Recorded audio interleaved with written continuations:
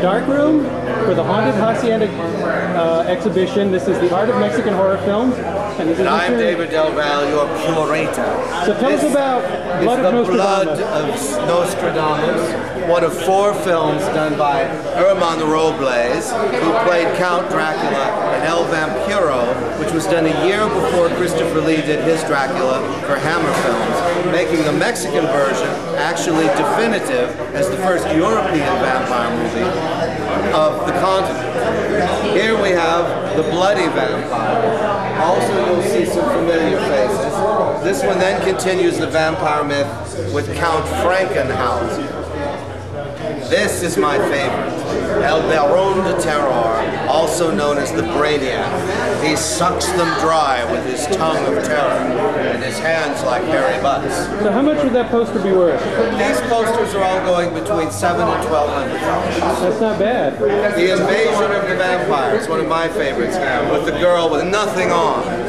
Completely nude. Isn't that fabulous with the bats? And this is the grandfather of all Mexican vampire posters, El Vampiro. This is worth about $2,000 and stars Abel Salazar from The Brainiac and, of course, Herman Robles, the Christopher Lee of Mexico.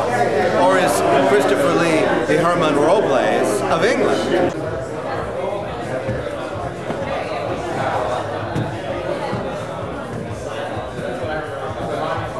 El Vampiro, the first, this is 1957, a year before the horror of Dracula.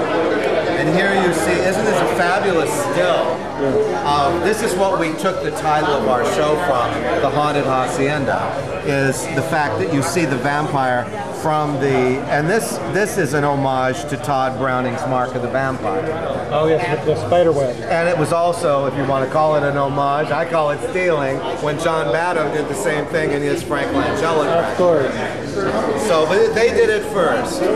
So I think that's really what I'm saying here, is Mexican horror did a lot of things first, and we just didn't appreciate it. Right. I also understand in Mexico, belief in the supernatural is more common. Oh yes, because they're more into the Catholic mythology and their own pagan mythology, which is why when they have a mummy, they don't go back to Egypt, they go to the Aztec myths.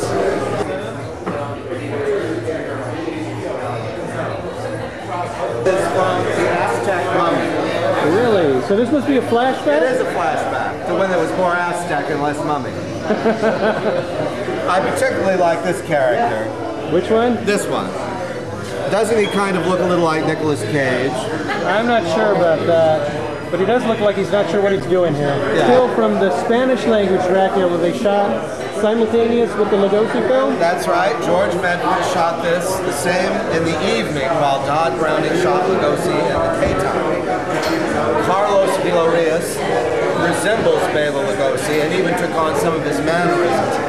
But as you can see from the way this is the way the scene is set up, George Medford was much more cinematic than Todd Browning. His camera flowed and moved. This was considered lost for many years until Carlos Clarence found a copy of it in Cuba and made it available to the Museum of Modern Art. And now it's on with David Scull's reconstruction of Dracula, both the Spanish and the English language version. That's the Baron of Terror. I remember the tongue isn't too convincing when you see it. Well, neither is the head. The head throbs and moves like it has a gigantic Anacin headache. I guess the question I want to ask generally is why an exhibition of Mexican horror? Well, we've completely analyzed the Universal horror films, the Hammer horror films, and now it's time to look at our neighbors, the Mexican horror films, because they took a lot of cues from the Universal horror films, and I think in a way visually they're just as interesting. And certainly as an imaginative, this is my favorite of the lot, is the Baron of Terror. And I must say there's a company called Casa Negra that is putting them all out on DVD as we speak, in Spanish language with subtitles, completely restored, so you can see them without the K. Gordon Murray bad dubbing and rearranging of the fractured flicker look. Oh, explain that to people. That's the stuff they probably saw on TV. Yes, the dubbed versions that were not the authentic Spanish language versions of the movies that have played in theaters years ago. I, for one, only saw these movies on television. So for me, it's going to be a revelation to see them in their own language and let them stand or fall on their own merits.